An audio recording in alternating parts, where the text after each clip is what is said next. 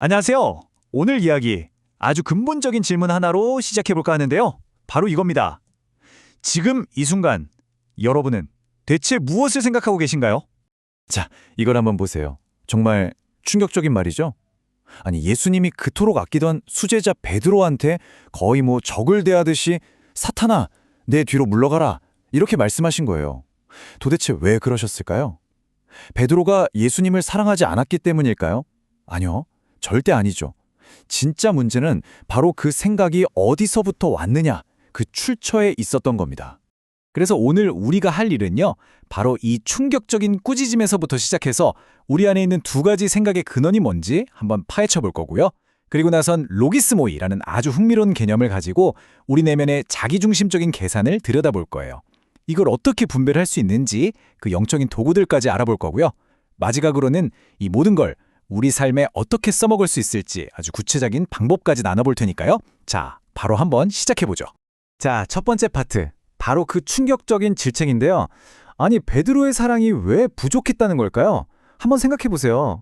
베드로는요, 진심으로 예수님을 사랑했고 또 걱정했어요. 스승이 이제 곧 고난받고 죽을 거라는 말을 들었는데 어떤 제자가 가만히 있겠어요?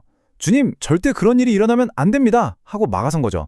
사실 인간적으로만 보면 이거 너무 당연하고 어떻게 보면 참 따뜻한 반응이잖아요? 그런데 바로 그 순간 예수님은 정말 단호하게 선을 그으신 겁니다. 그리고 후대의 초기 교회의 지도자들이죠. 우리가 교부라고 부르는 분들이 이 사건을 그냥 베드로가 혼났네 하고 넘기지 않았어요. 그들은 이 짧은 대화 속에서 우리 인간의 생각 안에 존재하는 근본적으로 다른 두 개의 출처를 발견해낸 거죠. 네, 그게 바로 두 가지 생각의 근원입니다. 한쪽은 하나님의 일, 다른 한쪽은 사람의 일. 바로 이 대립구도가 오늘 우리가 깊이 파고들 핵심 주제라고 할 수 있습니다. 여기 표를 보시면 그 차이가 아주 명확하게 드러나죠? 자, 하나님의 일을 생각한다는 건 하나님의 뜻에 나를 맞추는 거예요.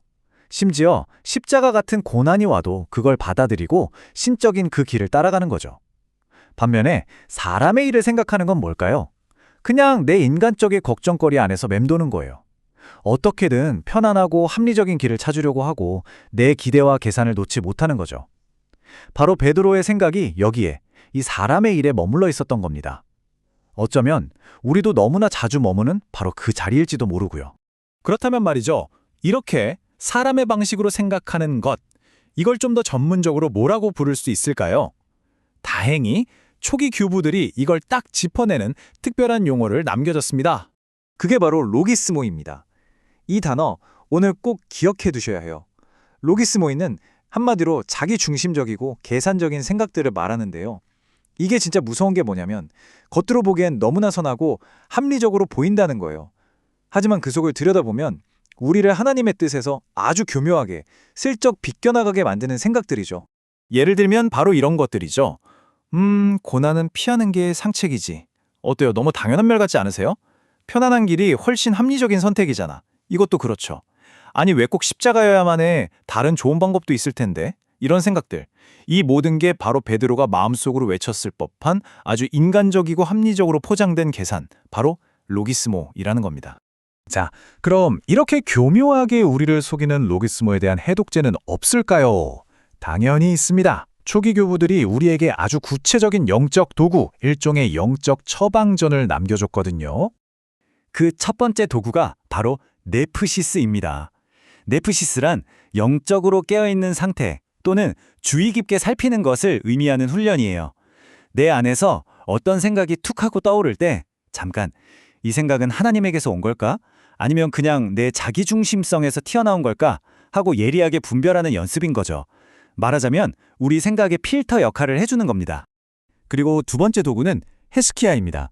이건 내면의 고요함, 내적인 침묵을 뜻하는데요. 내 안에서 들끓는 감정, 내가 세운 완벽한 계획, 내 머릿속의 복잡한 계산기, 이런 것들을 잠시 일시정지시키는 거예요. 그리고 조용히 하나님의 뜻을 기다리는 거죠. 내 안의 소리가 너무 시끄러우면 하나님의 음성을 들을 수 없다는 아주 깊은 지혜가 담겨있는 훈련입니다. 그러니까 핵심은 바로 이거예요. 우리가 영적으로 성실해진다는 것, 이른바 성화라는 건요, 그냥 착한 생각, 좋은 생각을 더 많이 하려고 애쓰는 게 아니라는 겁니다. 그게 아니라 내 생각의 방향 자체를 틀어서 하나님의 생각에 정렬시키는 과정이라는 거죠. 생각의 양이 아니라 생각의 질과 방향을 바꾸는 것. 이게 핵심입니다. 자, 그럼 좋습니다. 이 놀라운 개념들 이제 머리로만 알게 아니라 우리 삶 속에서 직접 훈련해 봐야겠죠? 이론에서 실천으로 지금부터 한번 넘어가 보겠습니다. 가장 먼저 이 5가지 질문으로 스스로를 한번 돌아보는 거예요. 한번 잠시 스스로에게 물어보세요. 최근에 내가 내린 결정들의 중심에는 누가 있었지? 나였나? 하나님이었나?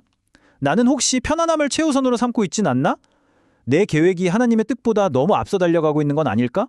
그리고 나한테 자꾸 반복적으로 나타나는 그 자기중심적인 로기스모이는 뭐지? 마지막으로 오늘 하루 딱 한 가지만이라도 하나님의 관점으로 다시 볼 수 있는 건 뭘까? 그리고 이걸 아예 일상의 훈련 루틴으로 만들어 버리는 거예요. 1단계. 아침에 눈 뜨면 먼저 기도하는 거죠. 주님, 오늘 제 생각이 주님의 생각과 같은 방향을 보게 해주세요. 2단계. 뭔가 중요한 결정을 내리기 전에 딱 멈춰서 질문하는 겁니다. 이게 과연 하나님의 일일까? 아니면 그냥 내 일일까? 3단계. 점심시간에 단 5분이라도 좋아요. 모든 걸 내려놓고 조용히 하나님의 관점을 구해보는 거죠. 이게 바로 헤시키야를 실천하는 겁니다. 4단계. 오후에 편안한 길과 순종의 길이 보일 때 한번 순종을 선택해보는 거예요. 그리고 마지막 5단계. 저녁에 잠들기 전에 오늘 내 관점이 하나님의 관점으로 바뀌었던 그 순간을 아주 짧게라도 기록해보는 겁니다. 자, 오늘 우리가 함께 나눠볼 이야기는 여기까지입니다. 이제 맨 처음 던졌던 그 질문으로 다시 돌아가 보려고 해요. 오늘 여러분의 생각은 지금 어디에 맞춰져 있나요? 사람의 일에 맞춰져 있습니까? 아니면 하나님의 일에 맞춰져 있습니까? 부디 이 질문을 오늘 하루가 끝날 때까지 마음속에 품고 가시길 바랍니다.